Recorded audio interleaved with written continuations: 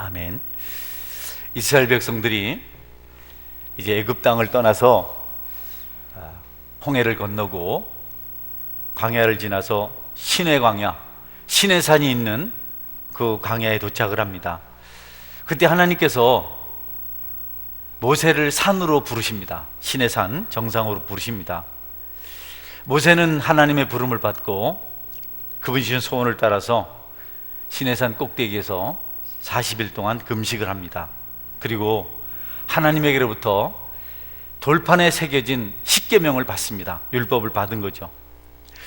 이스라엘이 지켜야 할 아주 최소한의 법을 십계명에 기록하시고, 그리고 또 그것을 배경으로 해서 규례들을, 또 율법을, 여러 가지 그들이 지켜야 될 규칙들을 주십니다. 제도들을 주십니다. 그것이 전부 다 기록되어 있는 책이 레위기입니다. 시내산에 있었던 사건을 배경으로 모세가 기록한 성경이 레위기입니다. 이스라엘 공동체가 크고 또 점점 번창하기 때문에 그들을 통제하고 그들을 제대로 인도하기 위해서는 여러 제도들과 규칙들이 필요했습니다. 하나님께서는 전쟁에 나가서 싸울 수 있는 장정, 남정네만 60만 명입니다. 그러니까 그 많은 사람들에게 어떻게 공동체에서 질서를 지키며 살아야 될지 모세에게 말씀해 주셨고, 모세는 그걸 전부 기록해서 책으로 만들었는데 그게 바로 레위기입니다. 레위기에는 이스라엘 백성들이 지켜야 할 법도들, 여러 가지 제사라든지 또는 결혼이라든지 질병 문제라든지 뭐 예법이라든지 이런 것들을 구체적으로 다 기록해 놓으십니다. 질병에 관한 또 치료 방법까지도, 진단 방법까지도 다 기록해 놓으십니다. 사람의 수가 많아지면, 공동체 규모가 커지면 이런 규례들, 규칙들은 아주 당연히 필요합니다. 하나님께서 필요에 의해서 그와 같은 규칙들을 주셨습니다. 특별히 법을 어기고 사람들을 해친 자들에 대한 형벌도 낱낱이 기록해 놓으셨고, 또 죄를 용서받을 수 있는 제사 문제, 속건제, 남의 재산을 해롭게 했을 때 어떻게 하면 용서받을 수 있는가, 뭐 속죄제, 죄를 지었을 때 이런 것까지 다 기록합니다. 심지어는 우리가 동해보복법이라 그러죠. 같은 죄는 같은 죄로 갚는다. 눈을 상하게 하면 눈은 눈으로, 이는 이로, 이렇게 해서 절대로 남을 해치지 못하도록 보호할 수 있는 그런 법도 만드셨습니다. 우리가 동해보복법이라고 표현을 하긴 하지만 구약시대에 뭐 눈에는 눈, 이에는 이, 야 이거 뭐 하나님 엄청나게 무섭다 이렇게 생각할 수도 있지만, 좀 더 깊이 생각해 보면 이스라엘 백성들을, 공동체를 보호하기 위함입니다. 너희들이 손에 입은 만큼만 받아라, 너희들이 당한 만큼만 갚아라. 감정대로 이성을 잃고 너희 멋대로 보복하면 안 된다. 눈을 다쳤으면 눈만 너희들이 보복해라. 이빨이 빠져서 이빨만 빼라. 그 이상은 안 된다. 사람들이 감정 상하면 되로 받아서 말로 갚아주고 싶죠. 나쁜 것, 그렇죠? 좋은 거는 말로 받아놓고 되로 갚으려고, 이런 속성이 있기 때문에 하나님께서 눈은 눈, 이는 이, 이렇게 아주 정확하게 보복 방법까지 기록해 놓으셨습니다. 더 이상은 안 된다. 만약 그렇게 되면 일파만파 파장이 일어나고 공동체가 위험하기 때문에 억울해서도 안 되겠지만 지나치게 보복을 해서도 안 된다. 합당하게 너희들이 처신해야 된다. 이렇게 하나님께서 법과 규례를 만드셨습니다. 살인자까지도 보호하시는 법을 주셨어요. 도피성 문제죠. 일부러 살인하는 것 아닙니다. 고의적인 살인이 아니고 의도하지 않는데 부지 중에 돌을 던졌는데, 우연히 던졌는데 돌에 맞아 죽었어요. 아니 나는 그 사람 죽일 생각 없는데 밭일을 하다가 큰 돌이 나와서 던졌는데 그 사람이 그 밑에 있을 줄 어찌 알았습니까? 여러분, 근데 피해 보복자가 그런 걸 따지겠어요? 네가 돌을 던져서 내 아들이 죽었다, 너도 죽어야 된다. 그래서 그렇게 죽으면 억울하니까 본의 아니게 살인한 사람은 빨리 도피성으로 피해라. 요단 동편에 3개, 요단 서편에 3개 이렇게 성을 놓았는데 제사장을 두었어요. 뭐 여러 책임이 있죠.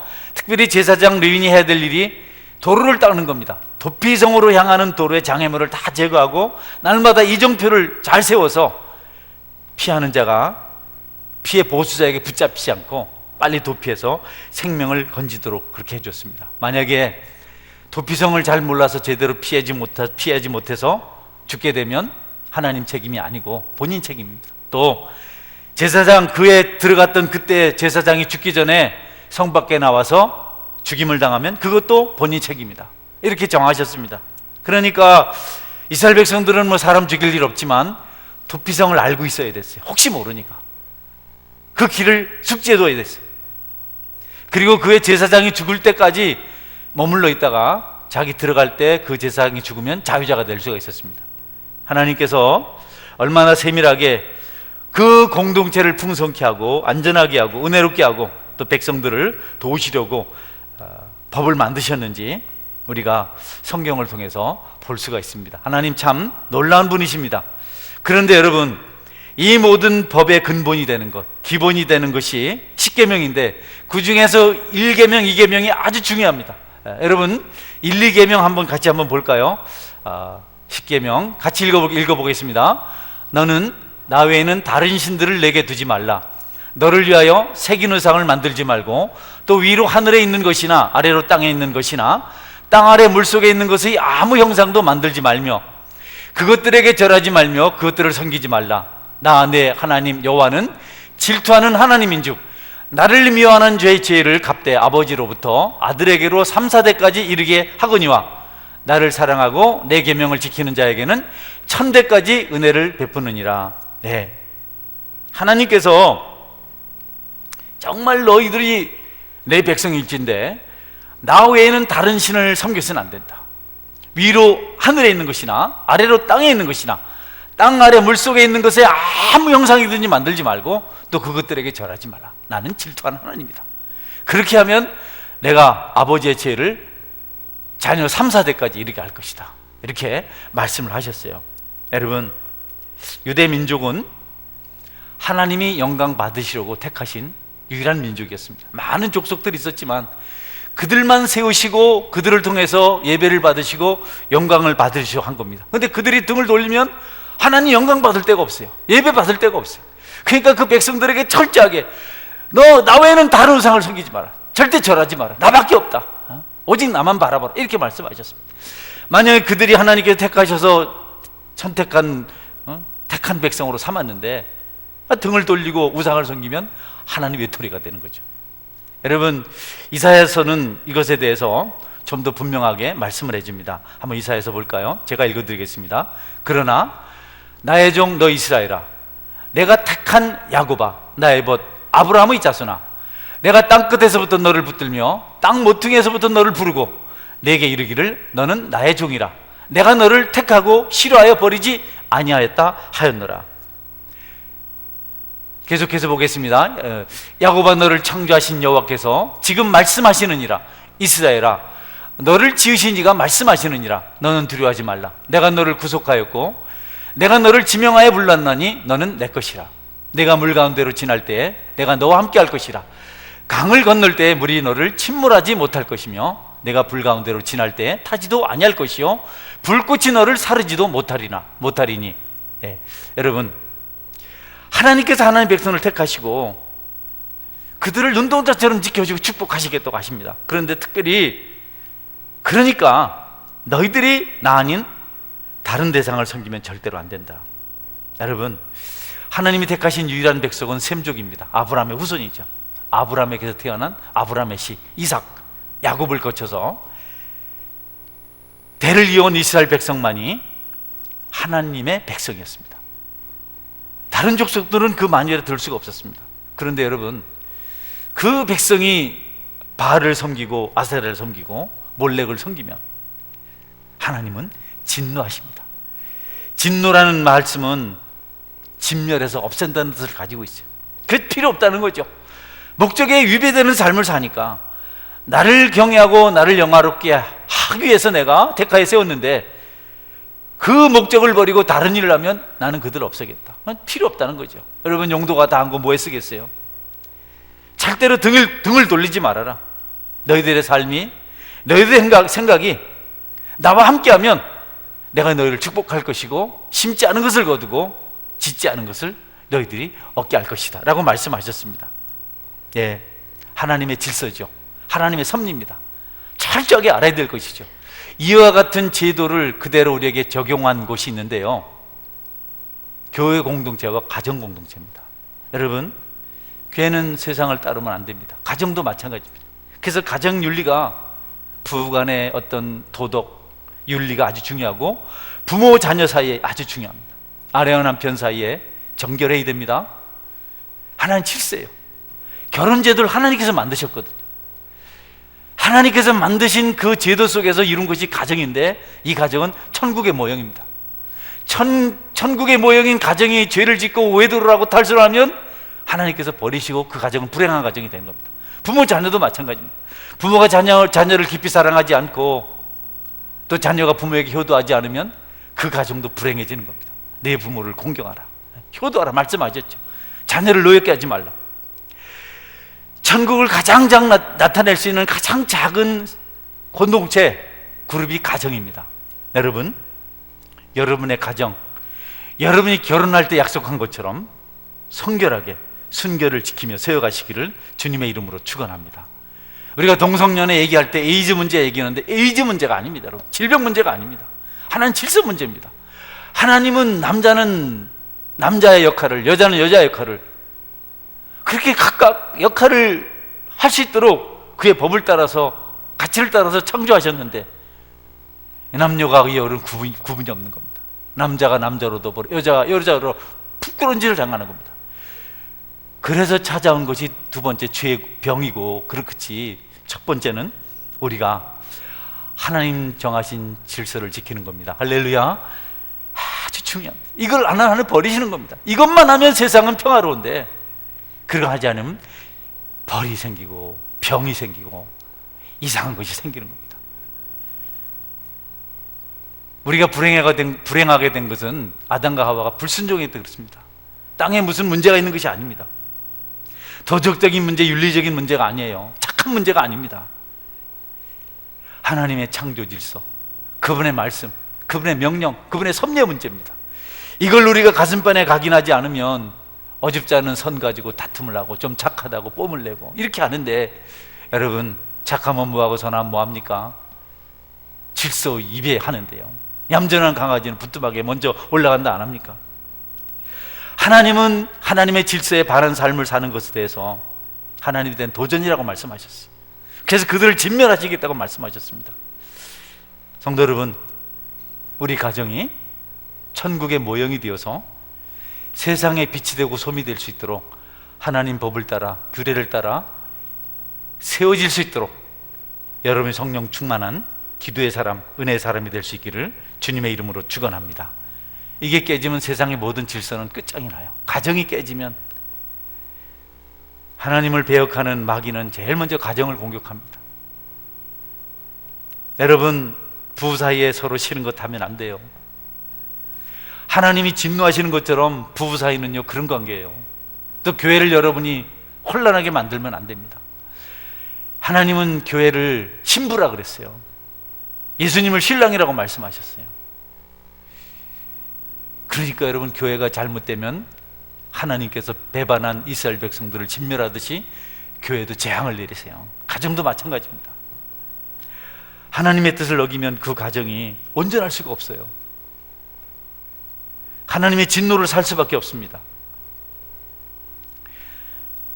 아내가 잘못할 때 남편이 진노하는 것은 그런 원리입니다. 남편이 잘못했을 때 아내가 우울하고 절망하고 낙심하고 슬퍼하는 건 바로 그것 때문에 그렇습니다. 여러분, 우리가 그렇게 내 아내 아니고 내 남편 아니면 그렇게 슬프지도 않고 분노하지도 않습니다. 뭐 그럴 일이 뭐 있어요. 그러나 하나님께서 하늘나라를 상징적으로 가정을 통해서 만드셨기 때문에, 여러분, 가정에서 그런 엄청난, 하나로 살다가 누군가가 범죄해서 세워지면 남보다 더 원수가 되는 겁니다.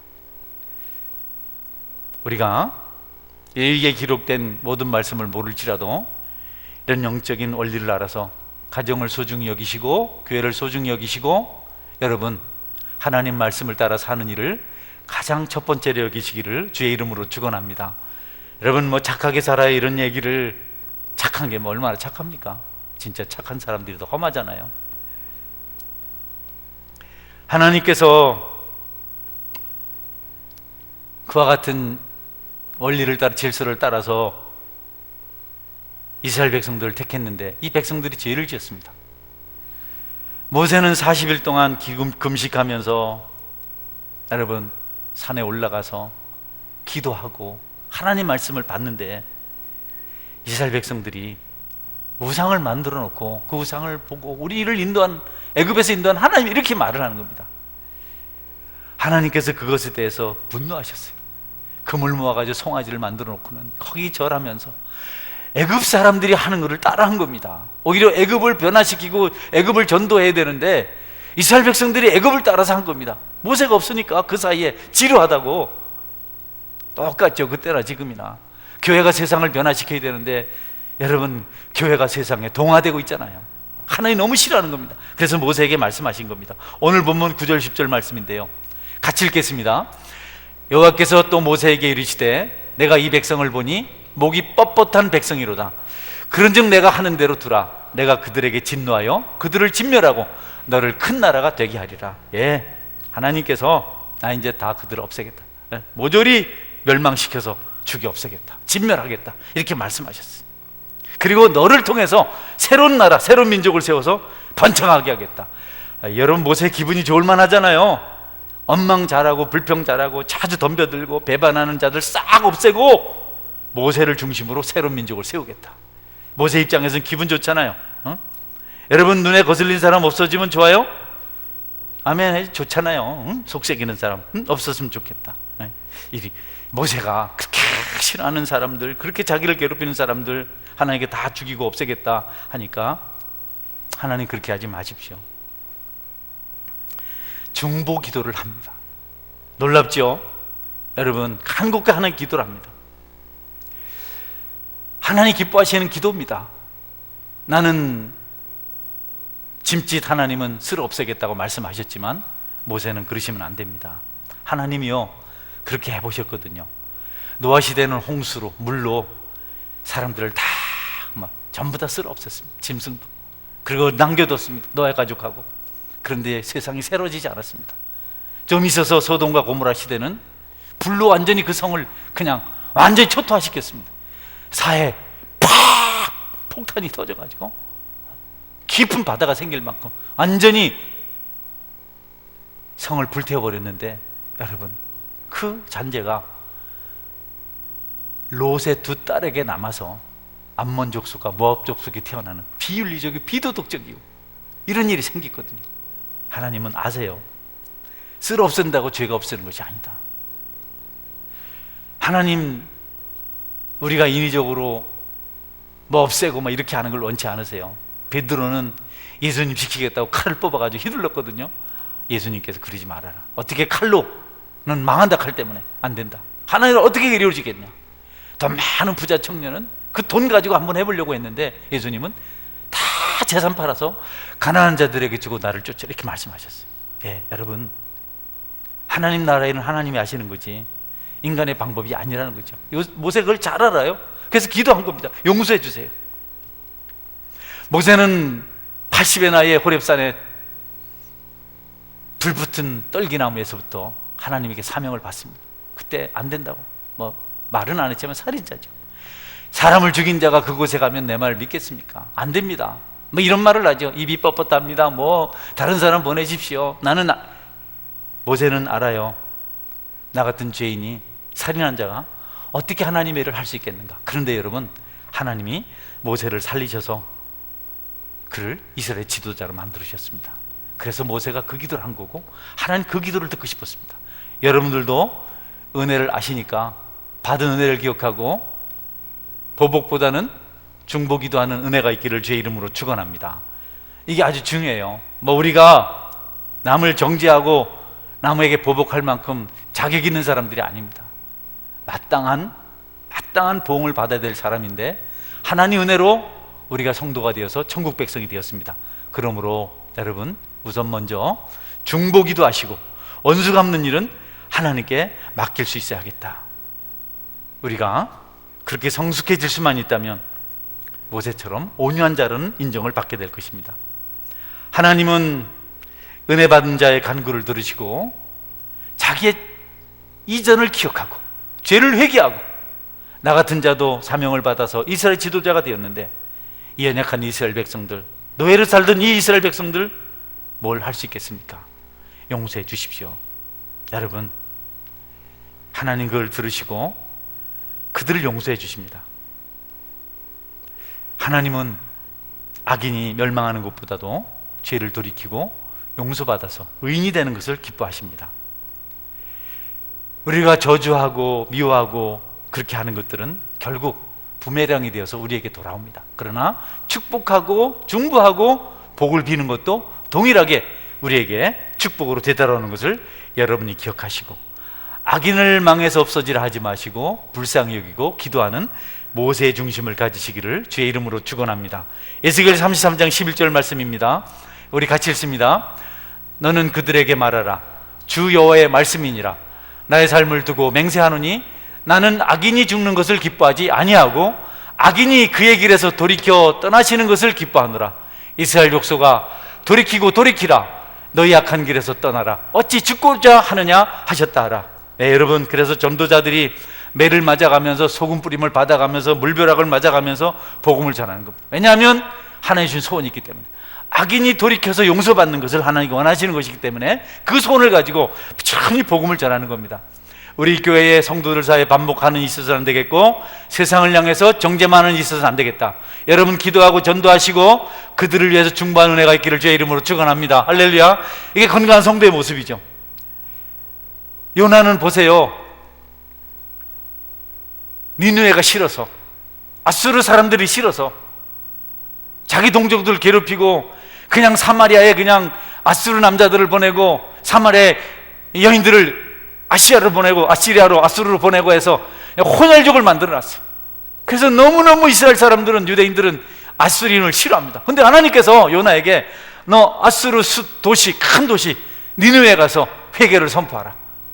그들이 죄짓고 멸망받게 됐는데 멸망받지 않도록 네가 복음을 전해야 된다. 그들을 용서해야 되는데 그들이 나를 몰라서 그렇다. 요나가 이거 내가 거기 왜 가요?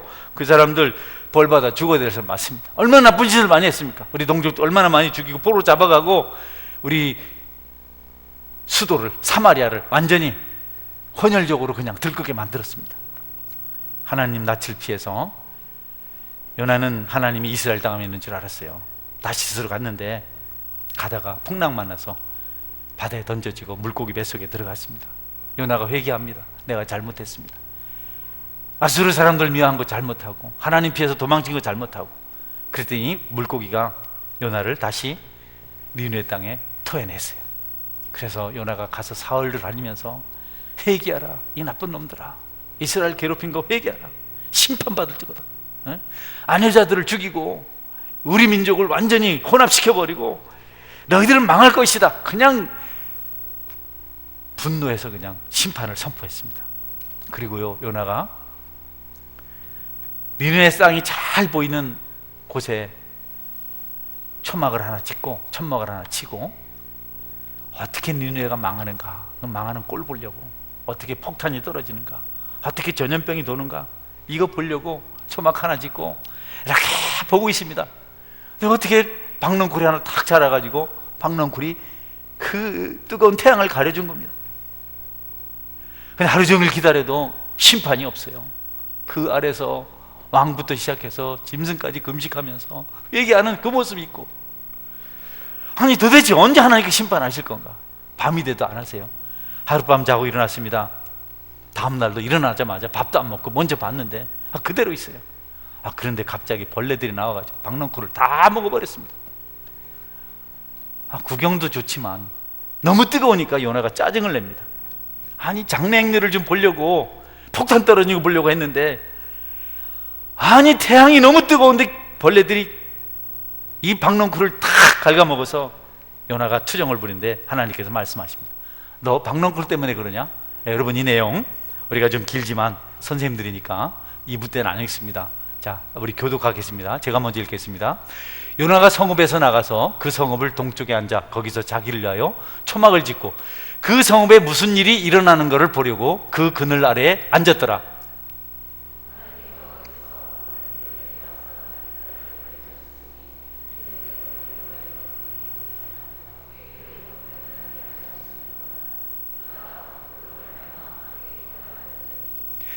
하나님이 벌레를 예비하사 이튿날 새벽에 그 박넝쿨을 갉아먹게 하심에 시드니라.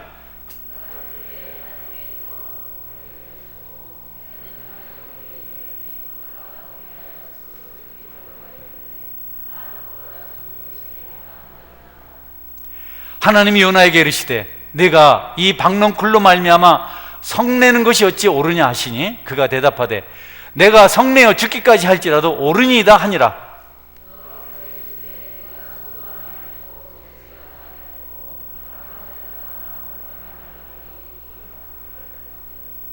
같이 읽습니다. 하물며 이 큰 성읍 니느웨는 좌우를 분별하지 못하는 자가 12만여 명이요 가축도 많이 있나니 내가 어찌 아끼지 아니하겠느냐 하시니라. 아멘. 여러분, 사람들이 짜증나서 죽고 싶다고 말하는 것은 큰 사건이 아닙니다. 아들이 죽었다고, 딸이 죽었다고, 어머니가 돌아가셨다, 아버지 돌아가셨다고, 형제가 뭐 이렇다고 그런 게 아니고 작은 겁니다. 박넝쿨 하나 그냥 없어지니까 아이고 나 죽고 싶습니다, 이렇게 말했어요. 그런데 하나님은 너 박넝쿨 하나 때문에 그렇게 마음이 아프고 힘든데 이 백성, 이 땅에, 이 성에, 니느웨 성에 내가 사랑하는 백성들, 좌우를 분별하지 못하는 아이들, 또 짐승 가축들도 많은데 내가 어찌 그들을 아끼지 아니하겠느냐. 여러분, 하나님은 지금도 악인이 깨닫고 돌이키를 원하고 계십니다. 그러니 논지는 서로 사랑하고 용서를 구하는 은혜가 있기를 주의 이름으로 축원합니다. 여러분 자신은 절대로 원망하는 사람 되지 마세요. 남을 비방하는 사람 되지 마세요. 이만큼도 좋은 게 없더라고요. 저도 실수를 많이 하는데 그 후유증이 너무 크고, 그런데 격려하고 오히려 여러분 감당하고, 그러니까 은혜가 있습니다. 그러니까 우리가 십자가를 바라봐야 돼요. 주님의 그 십자가를 생각해야 됩니다. 기독교는요, 선의 문제가 아닙니다. 물질 문제 아닙니다. 지위나 명예 문제 아닙니다. 권력 문제 아닙니다. 십자가를 믿는 믿음의 문제입니다. 은혜입니다. 어떤 분이 전도하면 돈이 좀 벌리면 교회 오겠습니다. 몸이 좀 건강해지면 교회 오겠습니다. 합격하고 난 뒤에 가겠습니다. 취직이 되면 가겠습니다. 명예가 좀 생기면, 권력이 좀 생기면 그렇게 교회 가겠습니다. 여러분, 부하지 않아도 가난해도 하나님은 사랑하십니다. 할렐루야. 돈 많이 가지고 와서 횡포 부리려고 하는 거 아닐까요? 한번 교회 와서 한번 힘써 보려는 거 아닐까요? 권력 얻어서, 명예 얻어서 한번 힘줘 보려는 거 아닐까요? 하나님 우리에게 그런 걸 원하지 않으세요. 하나님은 우리를 긍휼히 여기시고 애통하는 자를 축복하시는 분이십니다. 병약해도 괜찮아요. 건강한 자만 모이면 하나님께서 무슨 의미가 있겠어요? 실직했으면 어떻습니까? 신앙은 그런 문제가 아닙니다.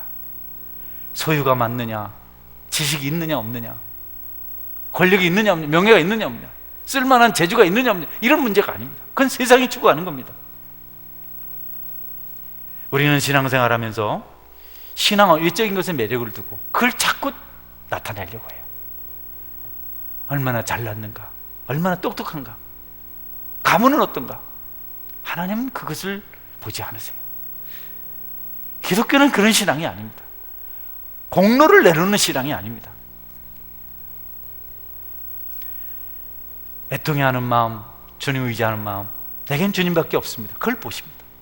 그래서 주님으로 만족하는 사람들을 원하십니다. 저도 마찬가지겠지만 물질이 없거나 사회적인 어떤 인정이 없으면 괴로워하는 사람들을 많이 봤습니다. 그걸 위해서 얼마나 애를 쓰는지 모릅니다.